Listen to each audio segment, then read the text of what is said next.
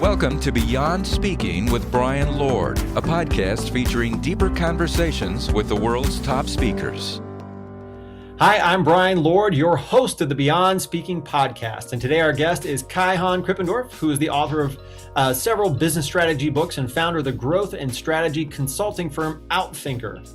His growth strategies and innovations have generated over $2.5 billion in revenue for many of the world's most recognizable companies, including BNY Mellon, Boeing, Citibank, CVS Health, Microsoft, and more.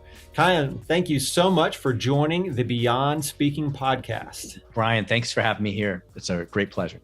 So one of the reasons we're bringing you on is, you're re-releasing Outthink the Competition, which is, kind of one of your seminal works there. But I really love to get kind of the root of where people come from. So I know that you said, your mom's from Bangladesh.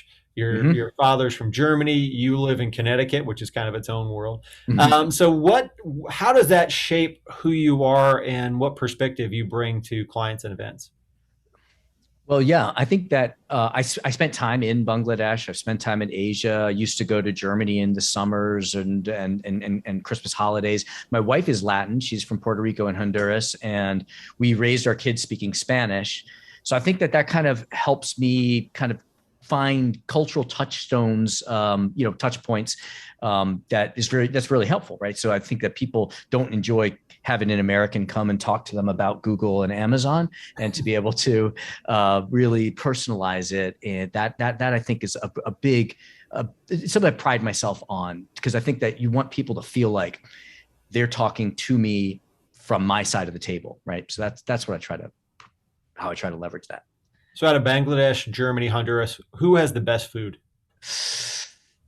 Bangladesh, definitely. Yeah, I love Bengali food, and I've learned to cook it. And I have a whole collection of recipes from my mom, and my kids love, especially, they call it yellow fish, which is basically a fish curry that I've learned to make. And every week, one day of the week, we have yellow fish. Nice. Mm-hmm. Very cool. So you've spoken a lot about Outthink the Competition. Can you briefly describe the concept for us? Yeah. So there's like the simple concept, and then there's that kind of out there concept, right? So the simple concept is that the way that great business innovators create growth and build companies that change things is by outthinking the competition, not outmuscling, not outspending the competition. There's a Japanese phrase, which is vision without action is a daydream, but action without vision is a nightmare. So bringing that vision of something very different, like Elon Musk thinking about creating SpaceX and creating a situation in which the U.S. government will privatize that part of their space program. He kind of predicted that and built for the future. So that's kind of like the simple answer. For those that are kind of a little more geeky, it really is about the way that we think is influenced by our language. And when we can't solve a problem, it's often because we lack the language or the terminology. And so if we really want to be thinking differently, what we need to do is introduce new thinking concepts. And I think every strategic concept is a language tool. Before 1980, there was no concept of competitive advantage. So how do we talk about strategy without competitive advantage, right? First mover advantage is a concept. Preferential access to resources is a concept. Economies of scope, economies of scale. All of these are kind of concepts. And so I like to think of strategy as an evolving catalog of conceptual patterns. And what outthinkers do is they take those patterns, those concepts that are emerging, and they introduce it into how they talk about strategy, which changes how they think, changes what they do, and changes the direction of their companies. What originally drew you to this idea? So I was about to go to business school, and I came across a book that was an ancient Chinese text. I've always been kind of interested in Sun Tzu's Art of War and those kind of bodies of work. And there's part of a body of work called Art of the Advantage. I found a translation of a book called The 36 Stratagems. And I happened to be spending a year before business school in the Dominican Republic, in part to learn Spanish and help out a friend of mine who was taking over his father's companies. And I knew no one there. I had very few friends. And so I had weekends to do nothing other than I went to the office, and I had this book, and I just started cataloging cases. So it's in 36 chapters. And then I would just read, Business Week, cool story about Pepsi and Coke in Venezuela and how Coke was able to convert Venezuela, which was the one country that Pepsi had a lead in. Overnight, they were able to convert the main bottler there into a Coke bottler, and they flipped the market share overnight. And so what is that? What pattern of these 36 does it apply to? And so I'd write that in and put a reference. And so over the next few years, I just kept building out this big Word document. It was just a hobby. And that became the basis of my first book and my second book and my doctorate work. So sometimes I bring that out, sometimes I don't. But at the heart of Outthinking are these 36 strategic patterns. Which was kind of your favorite one, your lead one out of those 36 stratagems? My favorite one is, I call it seize a deer in the headlights moment, which in the original Chinese phrasing is seize the opportunity to lead the sheep away, and comes from a story that there's a peddler, a poor man walking down the road, and he's hungry and he wishes he had money or food, and he sees a flock of sheep. And he thinks, wow, it'd be great if I could take one of those sheep. I could either eat it, wouldn't be hungry, or I could sell it, I wouldn't be penniless. But he notices that there's a shepherd looking over his flock. So he puts the idea aside and he's walking past this herd. And before he leaves, he turns back just to see if the situation has changed. And he noticed two things have happened. First, the shepherd has walked up a hill and the shepherd has his back turned. So he does a little mental calculus. He said, what would happen if I took one of these sheep? Well, first of all, the shepherd won't see me because his back is turned. And secondly, if the shepherd does turn around, he won't be able to stop me here in the flock. I will have passed the flock and he'll be now on a horns of a dilemma. Do I run after and capture and save that one sheep, or do I protect my flock?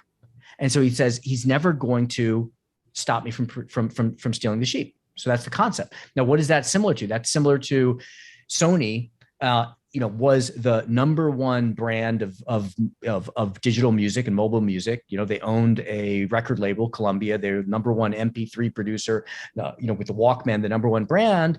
And that's something that that Apple seized on when it launched the first iPod, right? Because it knew that what it could do was make it really easy for people to access digital music, and that Sony would not want to make it easy because their business, they had a big entertainment business, and that would put their entertainment business at risk. So the metaphor there is Sony's music business, entertainment is their flock.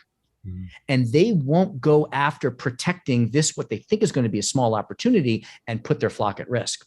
So there are tons of examples of it. That's one of my favorite patterns. So one of the things you talk about in Outthink the Competition is the fourth option. Can you explain that to us as well? Yeah, it's a metaphor, and it says that there's a point at which others stop thinking. That's represented by 3. Why 3? Because great orators repeat in 3s. It's sort of a magic number. When I was at McKinsey, they trained me to break everything down into 3s and 3 sets of 3s and 3 sets of 3s. When you give a client 3, they start moving into selecting from the options. And so what great innovators do, what they do is they recognize these moments where people have stopped thinking, when they say, I've been in this industry for 20 years, and what you need to do is A, B, or C, or the key success factors are 1, 2, 3. It may be that they have the right answer, but it also means they've stopped looking for better answers. So what you do is you look beyond the obvious, find that fourth option. Preferably, it ends up being an option that you choose that your competitors, because they're entrenched in their 3 ways of doing things, they'll be slow to react to or copy. How do you force yourself into that? I mean, it can't be easy just because we're kind of programmed to do it the 3 options way. Yeah, it's through storytelling. It's through pattern recognition and pattern application. Master chess players recognize twice as many patterns as experts. Grandmasters recognize 10 times as many. So that's actually been measured. And so what you see is, if you want to be thinking differently, what we need to do is you need to bring these different patterns, which are these 36. So it's sort of like thinking not outside of the box, but thinking in a different box. So what you do is you say, let me look at my business and let me think about the areas in which I could innovate. I always innovate in product, so I know I've got a bunch of ideas there, but what about pricing? And what about placement? And what about people? I think, I've used this framework of these 8 different P's. So you pick these 3, and then we apply these patterns. How can we seize the deer in the headlights moment in pricing? How can we do that in process? How can we do that in people? Where's the next battleground? How can we coordinate the uncoordinated? And so each of these patterns married with a part of the business forces you to systematically rethink each part of the business and results in a strategy that's just more disruptive. Now, I get to talk to a lot of people on here that are very, very successful. I always like to put them on the spot. So I'm going to do that with you here just for fun. So when is a time that you've been outthought? Oh, wow. See, we're so, I don't think too much about the competition. But yeah, I have to, I can say for my clients, I can think of times that I've been outthought because we often use this methodology, right, to generate disruptive ideas. I can't think of one, honestly. I can't think of one. See, right now, I have. No, I got one. Okay. I got one here. And this is, it's okay for me to share this because this is old news. It's no longer confidential.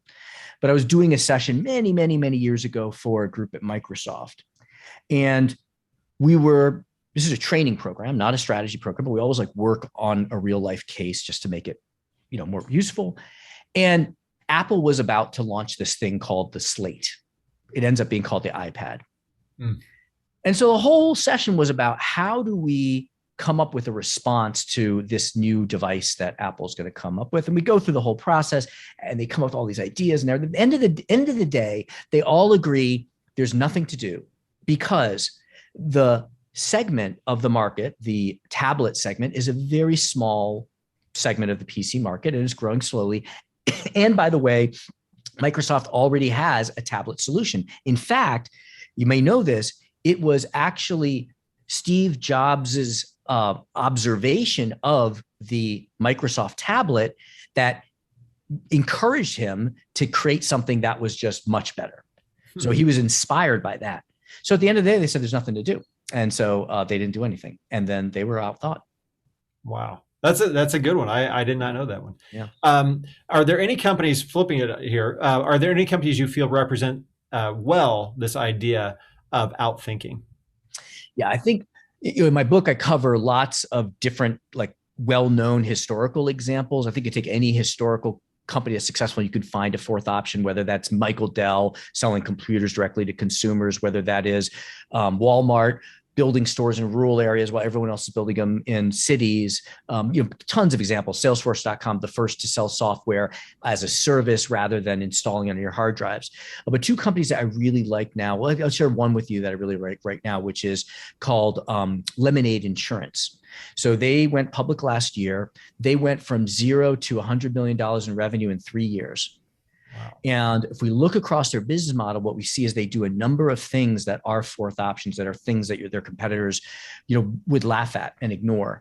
And I use that terminology because one of my favorite phrasings of this fourth option idea is that of Gandhi. He said, first they ignore you, then they laugh at you, then they fight you, and then you win. So you want to do something that your competition will ignore and laugh at. And so they do a number of things, but just as one example, one strategic pattern that I see emerging now, I've been talking about it actually for over a decade, but now it's kind of really coming to fruition, is this idea of corporations shouldn't only exist to maximize shareholder value. They should exist to benefit other stakeholders. The society, the communities, the environment, the world, right? And so Lemonade Insurance views, and this is sort of part of their statement and their mission, is insurance is fundamentally a social good. If you think about it, that is really what insurance was first developed in ancient China, when merchants, instead of putting all of their goods on one ship, they agreed that they were going to spread it across multiple ships. If one of them sinks, then they all lose a little bit. That's a form of insurance. That's the original form of insurance. So it's really a social good. So they take that and they built the whole business model around the idea of it's a social good. So you want to buy insurance. In this case, you would be a first-time insurance buyer. You're a renter. You're buying rental insurance for your sink and for your furniture. And when you use their AI to buy the insurance, and it takes 3 minutes to get approved, and you're not even interacting with a person, they give you a choice of a list of charities. And they say, we donate all excess premiums at the end of the term to charity. We take 25% to cover our costs, but all the excess we're going to donate. You can pick the charity that you want your excess premiums to go to. And so now we create this like sense of like community and purpose, people coming together, and there's all kinds of benefits to the business. But that's like one of several fourth options they have in play. Lemonade insurance. Very cool. Very cool. And I know you like to try to make your work really practical. How do you do that in this book? Yeah. So I originally wrote the book about 8 years ago. And over that time, we've really evolved the process and methodology and just learned a lot, cleaning it up and saying, hey, we should, instead of going from 5 steps, let's go to 3 steps. Let's do step 2A before we do 2C, just constantly fine tuning it. And so in the book, there is basically a workbook that walks you through it. And I always all my stuff, to the extent I'm allowed to, I try to make it open source. So after I give a speech, I like to put a QR code in the end, and people can access a workbook. They can access an online course, a list of the 36 stratagems and all of these tools. Because really my mission ultimately is that people are going to go back and the next day they're going to do something different that's going to generate a fourth option. And then they'll email me 2 or 3 years later and say, hey, I had that idea, I did it, and now the business is worth that much more. And then, of course, I take credit for that, having done nothing to do with actually executing and all the hard work. And I add that to that $2.5 billion number that you mentioned. Oh, very cool. Very cool. Now, you talk a lot about some different concepts, so not just outthinking, but some others. Can you flesh out a little bit when you talk about a purpose-driven future? What is that and how do you get to it? Yeah. So one of the 36 patterns I call be good. And that's something that we started seeing successful companies evoking in their descriptions of their strategies earlier. So the core, if you want to look at the research, basically what I do is I take pairs of companies that are similar, same industry, similar size, but one is outperforming the other in terms of they're growing faster, they're more profitable. And then you can analyze their public statements of how they describe their strategy, and you can see how frequently they mention these different patterns. And we started seeing this pattern of be good emerge.